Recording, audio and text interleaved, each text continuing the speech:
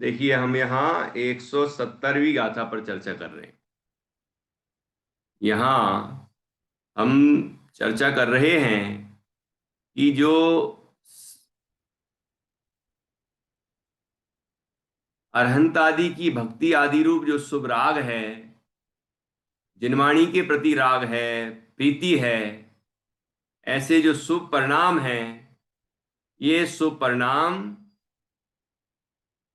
जो ज्ञानी को होते हैं, वो शुभ परिणाम साक्षात मोक्ष के कारण नहीं है, लेकिन वो परंपरा मोक्ष के कारण है। और वह परंपरा क्या है, वो बात हम यहां पर समझ रहे हैं। देखिए, यहां क्या बताया कि जो जीव, यहाँ 171वीं गाथा निकली है लेकिन 170वीं गाथा चल रही है अपनी, ठीक है। उसकी टीका है यहाँ, देखिए। जो जीव वास्तव में मोक्ष के लिए उद्यमी चित्त वाला वर्तता हुआ, इसके लिए, मोक्ष के लिए उद्यमी चित्त पुरुषार्थ कर रहा है, जिसके मन में मोक्ष का ही उत्साह है, मोक्ष प्राप्ति की ही भावना है, दूसरी कोई चीज चाहिए ही नहीं उसे। जब जो हम्म, 5 पांडवों में से 3 पांडव मोक्ष गए और 2 पांडव सर्वार सिद्धि गए, तो 2 पांडवों के मन में सर्वार सिद्धि जाने की भावना उत्पन्न हुई होगी? नहीं, उनके मन में भी मोक्ष की ही भावना थी, ठीक है ना। और जो जो मोक्ष गए उनके मन में भी मोक्ष की ही भावना थी, ठीक है। 3 ने अपना पुरुषार्थ पूर्ण कर लिया, अपने स्वरूप में पूर्ण स्थिरता कर ली, बिल्कुल भी अस्थिर नहीं हुए, और वो मोक्ष को प्राप्त हुए। और 2 पांडव, नकुल और सहदेव, उनके हृदय में साधर्मी के प्रति राग उत्पन्न हो गया, ठीक है। इतना सा सूक्ष्म राग उत्पन्न हो गया, और उसका फल क्या मिला, और उसी समय आयु पूर्ण हुई, तो उस परिणाम से क्या हुआ कि सर्वार सिद्धि में अहमिंद्र बन गए। अब 33 सागर तक अहमिंद्र ही रहेंगे, अर्थात 33 सागर तक मोक्ष नहीं जा सकेंगे। ये दूर, विशेष दूर का तात्पर्य ये हुआ। विशेष दूर का अर्थ मत समझ में आएगी नहीं? ये 33 सागर क्या होते हैं, उसका गणित लगाएंगे तो समझ में आएगी कितना विशाल, कितना बड़ा ये काल होता है, कितना लंबा काल होता है, ठीक है ना। तो अभी अपन को क्या करना है, मोक्ष की ही भावना रखते हुए पुरुषार्थ को पूर्ण करना है, या फिर अरहंत आदि की भक्ति और स्वाध्याय आदि के प्रति जो राग है, उस राग में ही लगे रहना है, क्या करना है, या उस राग को ही मेट के और स्वरूप की स्थिरता करके मोक्ष पाना है ना। पुरुषार्थ तो यही होना चाहिए। जो जीव वास्तव में मोक्ष के लिए उद्यमी चित्त वाला वर्तता हुआ, अचिंत संयम तप भार संप्राप्त किया होने पर भी, जिसने, जिसका चिंतन करना मुश्किल है, अचिंतनीय है, ऐसा संयम धारण किया है ना, महान संयम धारण किया है, ऐसा महान तपस्यन जो कर रहे हैं, है ना,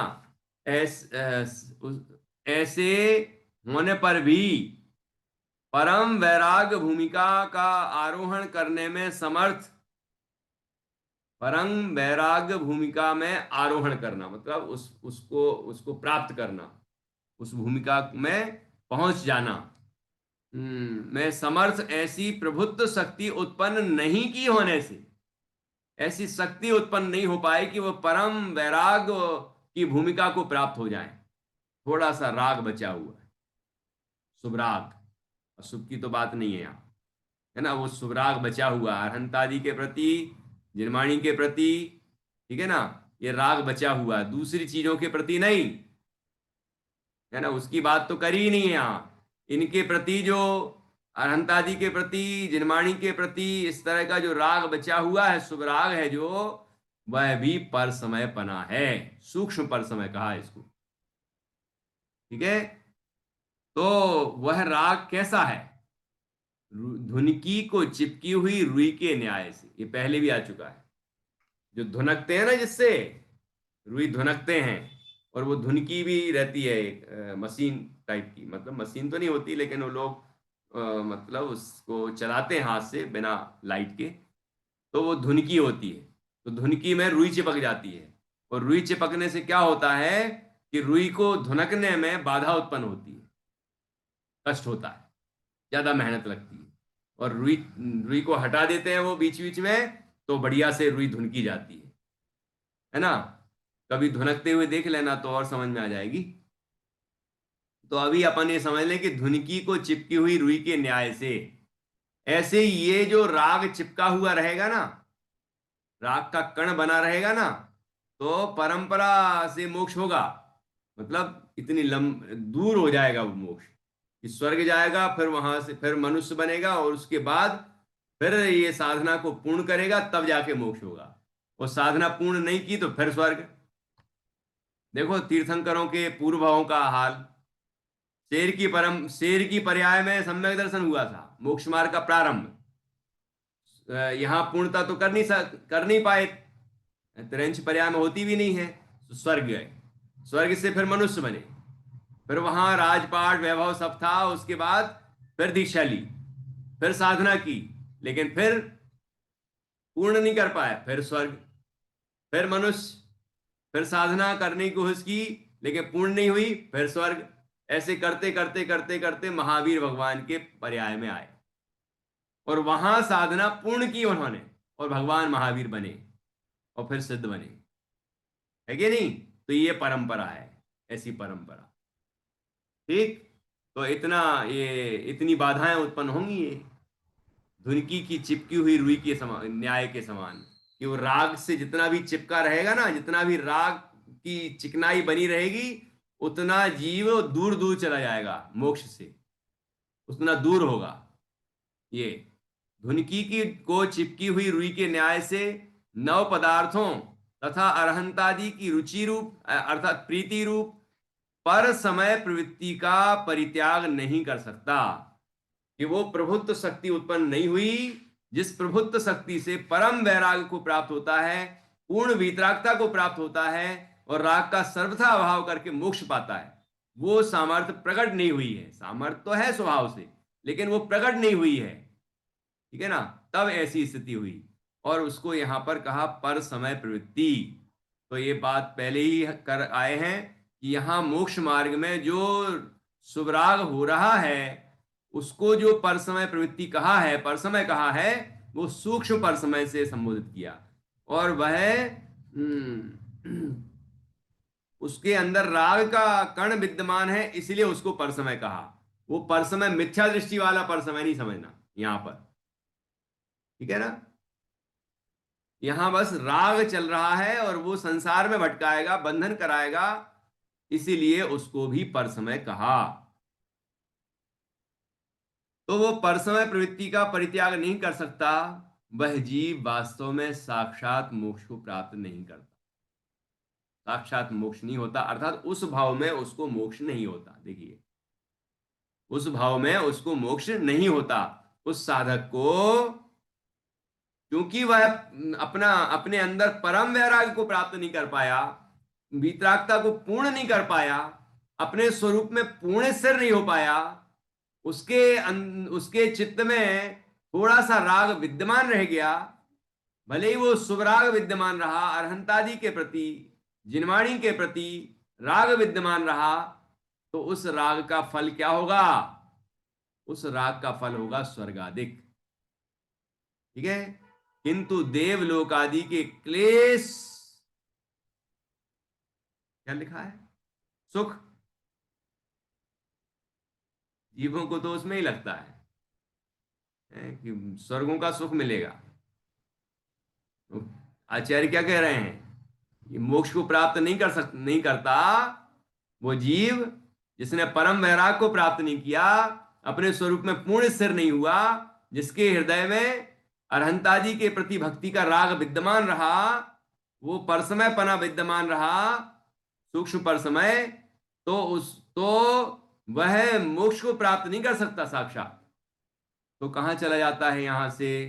किंतु देवलोक आदि के क्लेश की प्राप्ति रूप परंपरा द्वारा उसे प्राप्त करता है। ठीक है, किसे प्राप्त करता है? किसे प्राप्त करता है निधि जी? किसके किसे प्राप्त करता है? देवलोक के क्लेश रूप को, अवस्था को प्राप्त करता है। गलत जवाब। और अच्छा, कुछ? तो प्रश्न दोहरा दीजिए भैया। किंतु पर समय, हाँ। सूक्ष्म पर समय को प्राप्त होता है वो जीव राग के कारण। नहीं जी, गलत जवाब। और बताइए संगीता जी। भैया प्रश्न दोहरा दीजिए। इतनी देर से क्या सुन रहे हैं? ये दिमाग उपयोग जो है वो अपनी गणित में लग जाता है। हाँ सुनिए, हाँ बोलिए। क्वेश्चन बोलो, क्वेश्चन बोलो आप। फिर से बोलूं? चलो, अच्छा समझ में आ गया कि भाई जरूरी कि सब लोग दिख रहे हैं तो सुन ही रहे होंगे। नहीं, नहीं, सुन सुन रहे रहे हैं, हैं भैया, सुन लेकिन रहे हैं बात का सभी। अपना मनन देखो, चलता रहता है तो फिर से पढ़ता हूँ, मिस हो फिर से जाता पढ़ता है। हूँ। वह जीव वास्तव में साक्षात मोक्ष को प्राप्त नहीं करता, किंतु परंपरा देव से, आदि के क्लेश की प्राप्ति रूप परंपरा परंपरा से, प्राप्त करता है। परंपरा किसे से प्राप्त प्राप्त करता है? करता है। परंपरा से परंपरा से किसे प्राप्त करता है? देवलोक मोक्ष को। को प्राप्त करता है। हाँ, परंपरा से मोक्ष को प्राप्त करता है, ख्याल में उसे आया कि नहीं मतलब आया? मोक्ष को। हाँ, ठीक है, ठीक है। पर यहाँ परंपरा से मतलब देवगति को प्राप्त कर रहा है ना, शुभ की परंपरा से। नहीं नहीं नहीं नहीं, हाँ, तो समझ कि वह गए। जीव उससे ये क्या नहीं कर सका कि वो साक्षात हम्म, मोक्ष प्राप्त नहीं करता। परम वैराग को प्राप्त नहीं कर सका, मतलब राग का पूर्ण अभाव नहीं कर सका, हम्म, और वह नव देवों, नव पदार्थों और अहंत आदि के प्रति और जिनवाणी के प्रति राग उसके मन में विद्यमान रहा, उस राग का भी अभाव नहीं कर पाया, है ना। और अपने अंदर पूर्ण वैराग को प्राप्त नहीं कर पाया, परम वीतरागता नहीं प्राप्त कर पाया, पूर्ण स्वाश्रित नहीं हो पाया। ठीक है, तो सूक्ष्म पर आज वो समय हो मोक्ष गया को ना। प्राप्त नहीं हुआ। सुनिए, कि वह मोक्ष को पर समय प्रवृत्ति होने से उसकी पर सूक्ष्म, का परित्याग पूरा नहीं कर पाया, इसलिए वह जीव वास्तव में साक्षात मोक्ष को प्राप्त नहीं करता, साक्षात मोक्ष को प्राप्त नहीं करता। परंपरा से। किंतु किंतु देवलोक आदि के क्लेश की प्राप्ति रूप परंपरा द्वारा उसे प्राप्त द्वारा परंपरा से उसे प्राप्त करता करता है, है। अर्थात मोक्ष को प्राप्त करता है, लेकिन परंपरा द्वारा प्राप्त करता है, अर्थात यहां से पहले स्वर्ग आदि में जाता है, उसके बाद और फिर फिर मनुष्य बनता है, फिर दिगंबर मुनिराज बनता है, नरक बनता है, फिर अपनी साधना को पूर्ण करता है। यहाँ पूरी नहीं कर पाए, यहाँ भी संयमी था, है ना, यहाँ भी संयमी था, लेकिन राग को पूरा नहीं जीत पाया, है ना। जैसे कि नकुल और सहदेव पूरा राग नहीं जीत पाए तो सर्वार सिद्धि चले गए। ऐसे अनेक महापुरुषों के हमने चरित्र पढ़े हैं कि उनने इस भाव में मोक्ष नहीं प्राप्त कर पाया, स्वर्ग में है ना। और अनंतों ऐसे हैं जिन्होंने मोक्ष प्राप्त किया, ठीक है ना। तो क्योंकि उनने परम वैराग को उपलब्ध कर लिया, उस पूर्ण राग को नष्ट कर दिया, ठीक है। तो किंतु देवलोक आदि के क्लेश की प्राप्ति रूप परंपरा द्वारा, अर्थात कि कौन सी परंपरा प्राप्त की उनने? परंपरा, देवलोक आदि की क्लेश की परंपरा प्राप्त की, मतलब परंपरा देवलोक द्वारा में गए। उसे प्राप्त करता है। तो उसके बाद किसे प्राप्त करता है? उसे प्राप्त करता है। किसे प्राप्त करता है? कि फिर से देवलोक आदि को प्राप्त करता है क्या? कि नहीं, नहीं, ये बात नहीं। कर रहे थे साक्षात मोक्ष की बात कर रहे थे कि मोक्ष को प्राप्त करता है, तो साक्षात प्राप्त नहीं कर पाता वह जीव जिसके हृदय में परम वैराग्य प्राप्त नहीं हो पाया, बल्कि वो उसे परंपरा से प्राप्त करता है, मतलब यहां से स्वर्ग जाता है और वहां के क्लेश भोगता है, ये कह रहे हैं आज। ये नहीं मत, वहां का आनंद भोगता है, उसके बाद फिर जाके मोक्ष जाता है, मतलब साक्षात वहां के परंपरा, क्लेश भोगता है। हाँ, मतलब साक्षात परंपरा नहीं किया, तो वो क्लेश रूप परंपरा में चला गया। साक्षात परंपरा नहीं है, साक्षात का अर्थ परंपरा नहीं है। हाँ, साक्षात साक्षात मोक्ष नहीं हुआ, हाँ हाँ तो वो परंपरा मतलब क्लेश रूप परंपरा में गया। हाँ, मतलब यहाँ से स्वर्ग गया, फिर स्वर्ग से मनुष्य बना, और फिर मनुष्य बन के फिर से संयम धारण किया, और फिर साधना पूर्ण की, और फिर मोक्ष गया। तो यहाँ यहाँ कहने का उद्देश्य ये आएगा कि मोक्ष जब भी होगा तो उसके पहले शुभ भाव रहता है, इसलिए उसको परंपरा कह दिया। अशुभ भाव से नहीं जाता है। हाँ, ये तो है ही, ये तो है ही कि शुभराग रहता है, और उसका व्यय होके ही पूर्ण स्वभाव इसलिए होता वो है। परंपरा उस वो तो है कहा ही। कि इसके पहले यहाँ होता है। परंपरा का दूसरा विशेष अर्थ किया है कि उस शुभ भाव के फल में जीव को स्वर्ग आदि की प्राप्ति होती है, और उसके बाद फिर वह जीव फिर मनुष्य बनता है, और वहां फिर निर्ग्रंथ अवस्था धारण करता है, परम संयम धारण करता है, और फिर उसको मोक्ष की प्राप्ति होती है। तो हाँ, ये तो ये शुभ भाव को परंपरा इसलिए कहा, जो ये निधि जी ने कहा था ना कि ये मुनिराज के लिए बात है, मतलब जिन्हें सम्यक दर्शन हो गया, बाहर में तप आदि व्रत आदि में है, लेकिन अगर उनने वो साक्षात मोक्ष नहीं प्राप्त किया तो परंपरा से वो देवादि पर्याय करके और फिर दूसरे पर्याय में आकर के वो मोक्ष जाएंगे। लेकिन जिसे सम्यक दर्शन नहीं है तो उसको तो परंपरा भी नहीं कहा जाएगा। ना, उसे परंपरा भी नहीं कहा जाएगा। हाँ, बिल्कुल। परंपरा तब कही जाएगी जब उसने मोक्ष मार्ग में कदम रखा हो। हाँ, मोक्ष मार्ग में उसने कदम ही नहीं रखा, तो उसको तो परंपरा से भी नहीं होना है। नहीं। ठीक है। अब डॉक्टर निधि जी का सवाल सुनिए। जी, ये देवलोक आदि के क्लेश की प्राप्ति रूप, तो ये शब्द क्लेश यहाँ पर क्या बोल रहा है? बहुत अच्छा। ये क्लेश बता रहा है कि देवलोक आदि में क्लेश है, अर्थात दुख है, आकुलता है, सुख नहीं है। तो देवों का देव अवस्था का दुख भोगेगा। ठीक है। उसके बाद फिर मोक्ष जाएगा। कहाँ कहाँ से? स्वर्ग से ही नहीं, फिर मनुष्य बनेगा तो माँ के गर्भ में आके फिर 9 महीने तक वहां दुख भोगेगा। उसके बाद फिर जन्म होगा तो जन्मते समय का दुख भोगेगा। अब वो बात अलग है कि वो तीर्थंकरों को इस तरह का दुख नहीं होता, उनके विशेष पुण्य का उदय होता है। बाकी सामान्य अपेक्षा तो इतना ही है ना कि गर्भ में आया मतलब दुख होगा, जन्मते समय भी दुख होगा, उसके बाद बालपने का दुख होगा, है ना, और उसके बाद फिर वो युवा होने पर वह दीक्षा लेगा। 8 वर्ष के बाद तो कम से कम ले गई, दीक्षा लेगा, और फिर साधना पूर्ण करेगा, और फिर उसके बाद मोक्ष जाएगा। तो ये क्लेश की परंपरा हुई। मतलब पुण्य के फल में भी क्लेश ही है, सुख नहीं है, ये कहना चाह रहे हैं। जिससे जीव को ये समझ में आए कि स्वर्ग में जाना कोई सुख की और शान की बात नहीं है, वहां भी कष्ट ही है।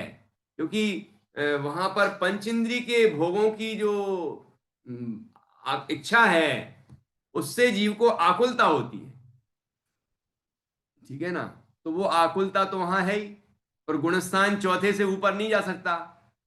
सम्यक दृष्टि है जो, उसके भी चौथे से ऊपर गुणस्थान नहीं होता। तो बाकी जो कसाय हैं, वो तज्जन्य तो दुख होगा ही ना, भले वो अहमेंद्र भी हो सर्वार सिद्धि का, तो उनके भी अनंतानुबंधी के अलावा बाकी कसाय तो हैं ही, भले ही वो मंद हैं लेकिन है तो उनको वह जो आकुलता है वो तो होगी। और उसके बाद यहाँ आएंगे, फिर साधना पूर्ण करेंगे, तब जाके सुख होगा, मोक्ष होगा। ये इसलिए उसको देव पर्याय प्राप्त करने को क्लेश क्लेश कह रहे हैं। ख्याल में आया क्या? ठीक है भैया जी। आदि के क्लेश की प्राप्ति रूप। थोड़े दिन पहले मैंने क्वेश्चन किया था, उसका आंसर भी आज मुझे मिल गया। बहुत अच्छा। मैंने पूछा था ना कि जो मुनि महाराज अल्प आयु में चले जाते हैं बिना मोक्ष प्राप्त किए, तो फिर वो कहाँ जाते हैं और क्या होता है उसका? तो वो देव बनते होंगे फिर वापस। बिल्कुल बिल्कुल। ठीक है, ठीक है। और कुछ कहना है किसी को क्या? हाँ नहीं, जब तक, नहीं, मंजूषा जी को कहना है। हाँ, हाँ, ठीक है। जब तक सूक्ष्म पर समय चल रहा है, तब तक तो परंपरा ही मोक्ष चल रहा है। जब वह स्वसमय में जाएंगे, तब साक्षात मोक्ष शुरू हो जाएगा। थोड़ा सा भाषा में अंतर आ रहा है कि जब तक सूक्ष्म पर समय चल रहा है तब तक उसको परंपरा से मोक्ष का कारण, हेतुपना बना हुआ है, हाँ, बना हुआ है। और जब जीव साक्षात स्वसमय में, स्वसमय में चला जाएगा तो उसे तब साक्षात। साक्षात मोक्ष की प्राप्ति की संभावना है। ये सही है ना? हाँ, तो अब मोक्ष तो नहीं हुआ दोनों कोई। मोक्ष भी नहीं हुआ। हाँ, लेकिन स्वसमय की पूर्णता हो जाएगी तो मोक्ष होगा। हम्म। यहाँ यदि सूक्ष्म पर समय बना रह जाएगा और आयु पूर्ण हो जाएगी तो फिर परंपरा से मोक्ष प्राप्त होगा। परंपरा से मोक्ष होगा। मतलब यहाँ से स्वर्ग आदि में जाएगा, फिर मनुष्य बनेगा और फिर उसके बाद दीक्षा लेगा और फिर साधना पूर्ण करेगा, फिर मोक्ष जाएगा। ऐसी परंपरा प्रवर्तित होगी। ठीक है ना? तो इसलिए अपने मोक्ष होने को दूर नहीं करना है। जितना जल्दी हो सके उतना झालं का जल्दी दूर? हमें मोक्ष की प्राप्ति का प्रयत्न करना है।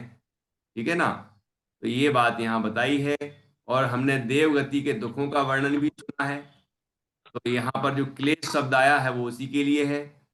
और यहाँ तो सम्यक दृष्टियों की बात है ना? यहाँ तो मोक्ष मार्गी की बात है, साधक की बात है। जब उसके लिए क्लेश कह रहे हैं, जबकि वो इंद्र भी बन सकता है, अहिमिंद्र भी बन सकता है, तो उसको भी क्लेश कह रहे हैं, तो बाकी जो देव हैं उनको तो कितना क्लेश है, दुख है, आकुलता है।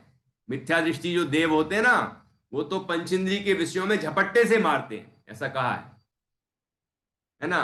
तो इसीलिए वो दुख तो उनके बढ़ जाते हैं, क्योंकि अनंतानुमंदी भी साथ में है ना, मिथ्यात्व भी साथ में है, और वो तो स्थूल पर समय है, ऐसा समझना।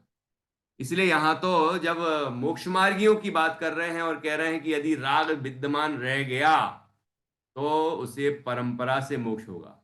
मोक्ष तो होगा, क्योंकि जिस जीव ने एक बार सम्यक दर्शन प्राप्त कर ली, आत्मानुभूति प्राप्त कर ली, उसे अर्ध पुद्गल परावर्तन के अंदर तो मोक्ष होना ही है, ये निश्चित है। उत्कृष्ट काल अर्ध पुद्गल परावर्तन, ठीक है ना? वो भी अनंत काल है, बहुत लंबा, लेकिन फिर भी सीमित हो गया ना। अक्षय अनंत के सामने तो वो कुछ भी नहीं है। और पंच परावर्तनों के सामने एक परावर्तन भी पूरा नहीं है, अर्ध पुद्गल परावर्तन है ना, लेकिन है वो बहुत लंबा काल। तो वो जीव उतने काल के अंदर तो मोक्ष जाएगा ही जाएगा। इस तरह क्लेश की परंपरा चलेगी और उसको फिर मोक्ष की प्राप्ति होगी। इसलिए हम सबको ये विचार करना है, निर्णय करना है कि थोड़ा भी राग ना बच जाए। पर के अप्रशस्त द्रव्यों के प्रति राग तो पूर्ण ही है ना? लेकिन यहाँ प्रशस्त द्रव्यों के प्रति राग भी जीव को देवादिक की क्लेशकारी परंपरा प्रदान करने वाला है। और उसके बाद फिर जब स्वाश्रय पूर्ण होगा तभी मोक्ष की प्राप्ति होगी। तो अभी हम स्वाश्रय करने का प्रयत्न करें, अपने स्वरूप में पूर्ण मग्न होने का प्रयत्न करें, जिससे कि हमें मोक्ष की प्राप्ति साक्षात हो सके। ऐसा भाव हम रखें, ऐसा प्रयत्न हम करें। होगा तो, क्योंकि पंचम काल में अभी संभव नहीं है, तो होगा तो परंपरा से ही हमें, लेकिन वो कार्य हम भावना तो उत्कृष्ट ही रखें। ऐसा यहाँ पर सुंदर वर्णन हमने सुना। और इसके बाद हम इसके आगे की गाथा 71वीं 171वीं कल पढ़ेंगे। पहले एक 170वीं गाथा का एक बार पुनः पाठ कर लेते हैं। सपयत्थम तिथयरम अभिगत बुद्धिस सुतरो इस दूरतरम निर्वाणम संयम तप संपवो तस। निर्माणी स्तुति करेंगे।